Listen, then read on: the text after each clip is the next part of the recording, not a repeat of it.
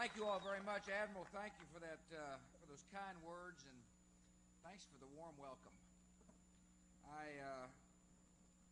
I'm honored to be with the servicemen and women, the families of the Jacksonville Naval Community. I'm proud to be at Naval Station Mayport. Last August, the sailors and pilots of the Big John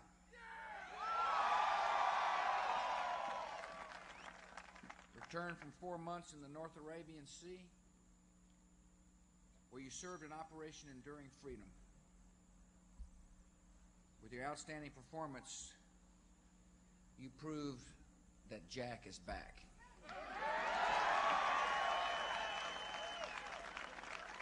Some of you here have served in the USS Enterprise Battle Group. You were among the first American ships in the Afghan theater. And when it came time to strike the terrorists in Afghanistan, you were ready on arrival. Together, the Big John and the Big E launched thousands of sorties from their decks, supporting coalition forces on the ground. You helped liberate the Afghan people. You defended the American people.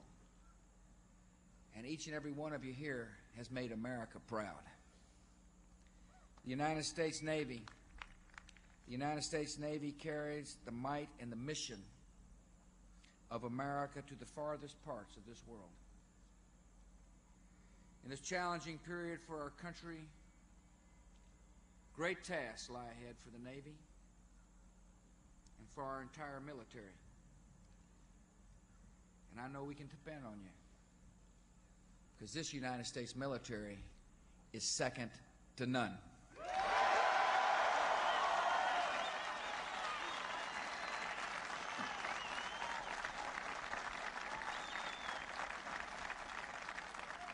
I appreciate Admiral Natter for his leadership. I want to thank the Governor of Florida for his leadership, too. He's doing everything just like his mother told him to. I'm listening to the same mother, I want you to know. I want to thank the members from the congressional delegation, Andrew Crenshaw, who represents this district. I know he's a strong supporter of the military families living here in Jacksonville, and I appreciate John Micah coming as well. These are two members of the United States Congress that I know I can count on when it comes to making sure this United States military is strong and ready.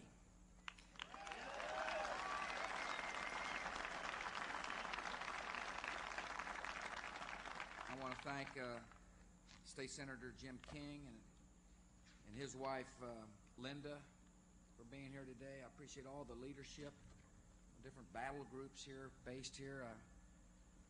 Today when I landed on Air Force One, I met a fellow named Arden Battle. He is a machinist mate senior chief, U.S. Navy. Let me tell you something. He represents the spirit of this military that makes me proud. Not only are we tough and good fighters, he leads hundreds of your fellow sailors into volunteering in the community in Jacksonville, Florida. He and others like him serve as a role model for young kids. He mentors. He and his group teach children how to read. He not only serves this country to keep the peace, he serves this country to be more compassionate for all of our citizens. My call to you is, if a lot of people look up to you because you wear the uniform, do your duty. Not only work hard to be a good soldier and sailor, but also love somebody like you'd like to be loved yourself.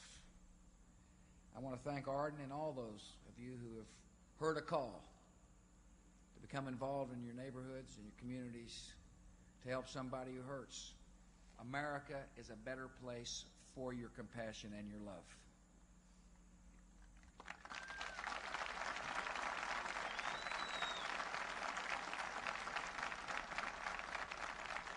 I want to thank the other community leaders who are here. I want to thank those of you who support our military. But I'm particularly grateful to all the military families who are here with us today.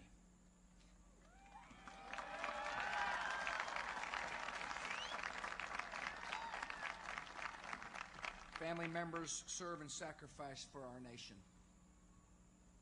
Each one of you knows that Navy life is rewarding, but it can be dangerous. It can be difficult. Every day our military families are putting America's interests first, and America thanks you. Across this great land, I hear it all the time, the people of this country admire our men and women in uniform. They're praying for you. They're concerned about you and your families. Our people in uniform and families deserve our gratitude, and you deserve our support. Last year, I signed the largest increase in defense spending in a generation.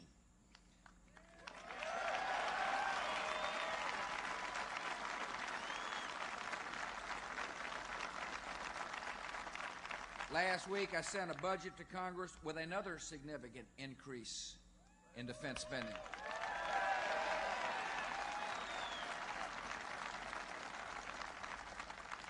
Those who wear our uniform and their families deserve the best possible housing, the best possible pay, and the best possible training. With the support of this Congress, I will make sure that our military has every resource, every weapon, everything you need to defend America and to keep the peace.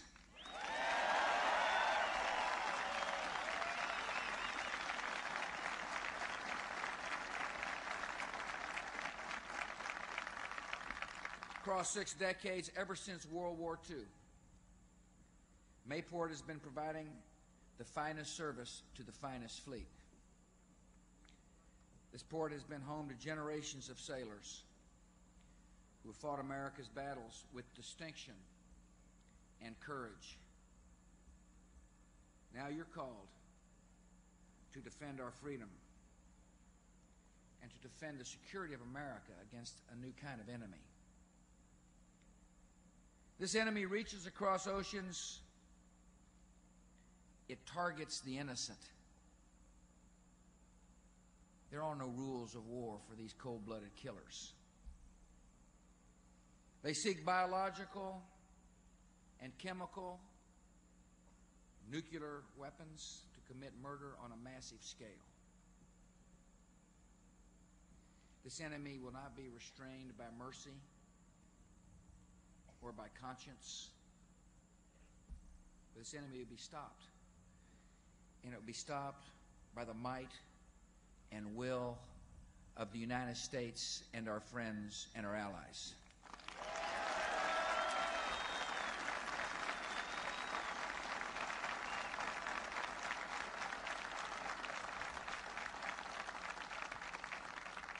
The terrorists brought this war to us, and now we're taking it back to them.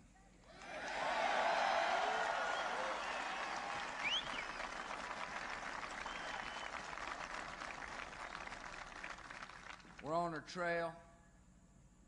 We're smoking them out. We got them on the run. We're hunting them down one by one all across the world. With our allies we've arrested or otherwise dealt with, many of the key commanders of Al-Qaeda, and that includes the terrorists who planned the bombing of the USS Cole.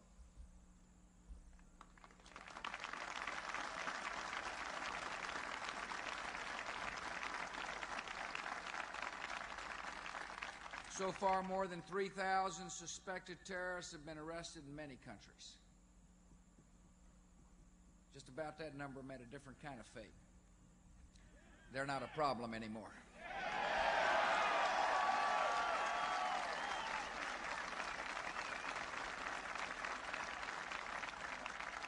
The world changed on September the 11th, 2001. You see, we learned that oceans no longer protect us, that a threat that gathers on the other side of the earth can strike our own cities, can kill our own people. That's what we learned. And I'm not going to forget that lesson. You see, we saw what terrorists could do with 4 airplanes as weapons. We're not going to wait and see what they can do with even deadlier weapons.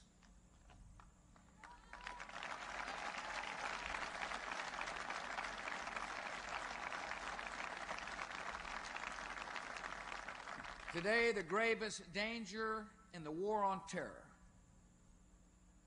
the gravest danger facing America and the world, is outlaw regimes that seek and possess nuclear, chemical, and biological weapons. These regimes could use such weapons for blackmail, terror, mass murder.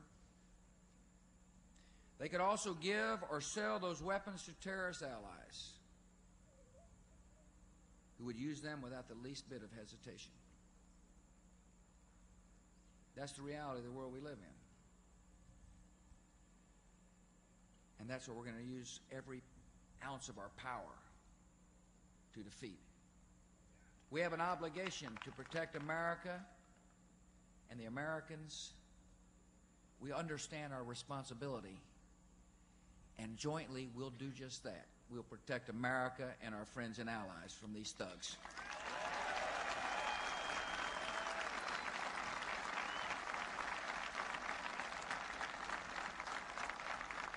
The civilized world has awakened to the growing danger posed by the Iraqi regime. 12 years ago, Saddam Hussein agreed to disarm as a condition of suspending the Gulf War. 3 months ago, the United Nations Security Council gave him a final chance to meet that obligation. Saddam Hussein is not disarming. He's deceiving. America has laid out the facts for the world to see. Saddam Hussein has chemical weapons programs and the means to use them. Saddam Hussein has a biological weapons program and the means to deliver those weapons. He has secretly attempted to obtain materials needed to produce nuclear weapons. Saddam Hussein aids and protects terrorists, including members of Al-Qaeda. He harbors a senior Al-Qaeda leader who ordered the assassination of an American diplomat. The same man who plotted against Spain and Italy and the Republic of Georgia and Russia and Great Britain and France and Germany. The Iraqi regime is engaged in a massive campaign to conceal its weapons of mass destruction and its ties to terrorists. And that deception continues today. At any moment during the last 97 days and during the last 12 years, Saddam Hussein could have completely and immediately disarmed himself. Instead, he's used all this time to build and to hide weapons. He must be hoping that by stalling, he'll buy himself another 12 years. He's wrong.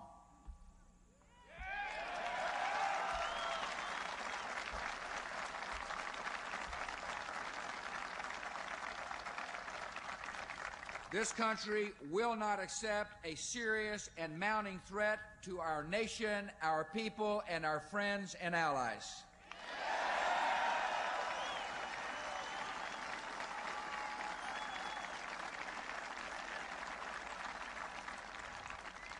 Military force is always this nation's last option. Yet if force becomes necessary to disarm Iraq and enforce the will of the United Nations, if force becomes necessary to secure our country and to keep the peace, America will act deliberately. America will act decisively. And America will act victoriously with the world's greatest military.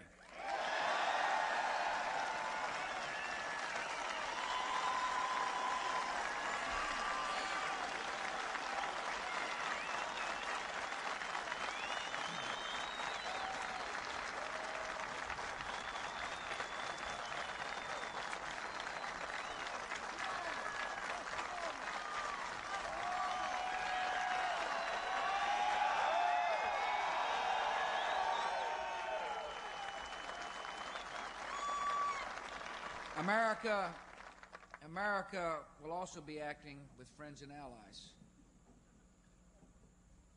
An overwhelming majority of NATO members oppose the threat of Iraq and understand that tough choices may be necessary to keep the peace. Many nations have offered to provide forces or other support to disarm the Iraqi regime. Every nation of the Gulf Cooperation Council has agreed to help defend and protect Kuwait. And now the world's most important multilateral body faces a decision. The decision is this for the United Nations. When you say something, does it mean anything? You've got to decide. If you lay down a resolution, does it mean anything? The United Nations Security Council can now decide whether or not it has the resolve to enforce its resolutions. I'm optimistic that the UN Security Council will rise to its responsibilities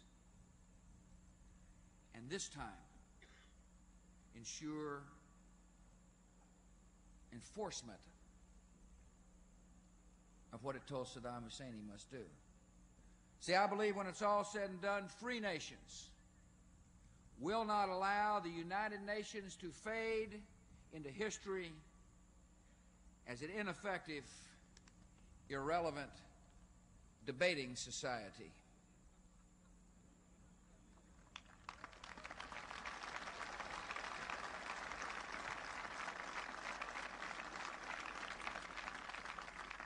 I'm optimistic that free nations will show backbone and courage in the face of true threats to peace and freedom. If there is a conflict, American forces will act in the honorable traditions of our military and in the highest moral traditions of this country. Our military will be fighting the oppressors of Iraq, not the people of Iraq.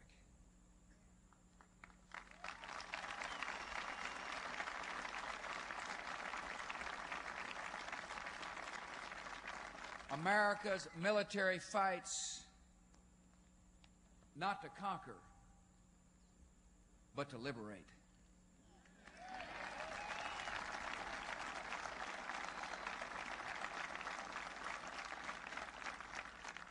In case of conflict,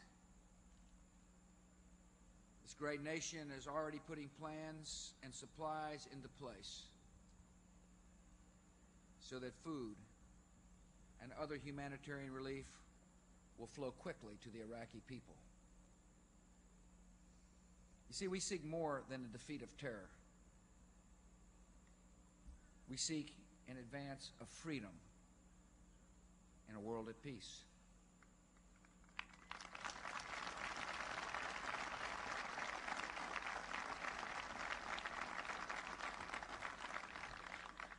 That is the charge that history has given us, and that is a charge we will keep.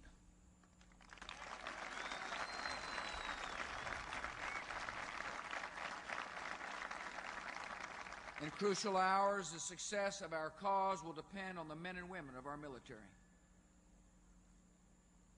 You serve this nation's ideals, and you live out those ideals in your code and in your character. I've seen your love of country and your devotion to a cause larger than yourself. I've seen your discipline, your idealism, and your sense of honor. I know that every mission you are given will be carried out with skill and unselfish courage. The first time the USS Enterprise was ever deployed in a crisis was October 1962, when President John F. Kennedy ordered it to quarantine Cuba, which was arming itself with nuclear missiles aimed at our nation. President Kennedy understood that dangers to freedom had to be confronted early and decisively. He said of the Cold War, "These are extraordinary times. We face an extraordinary challenge. Our strength, as well as our convictions, have imposed upon this nation the role of leader in freedom's cause." Today, at the dawn of a new century, America is still the leader in freedom's cause.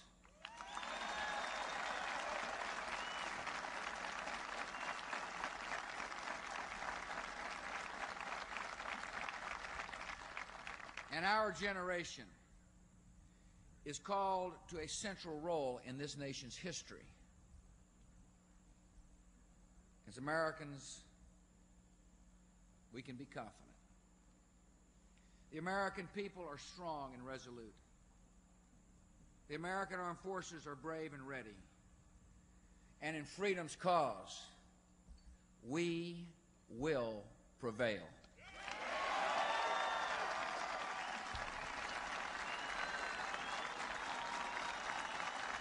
May God bless you all.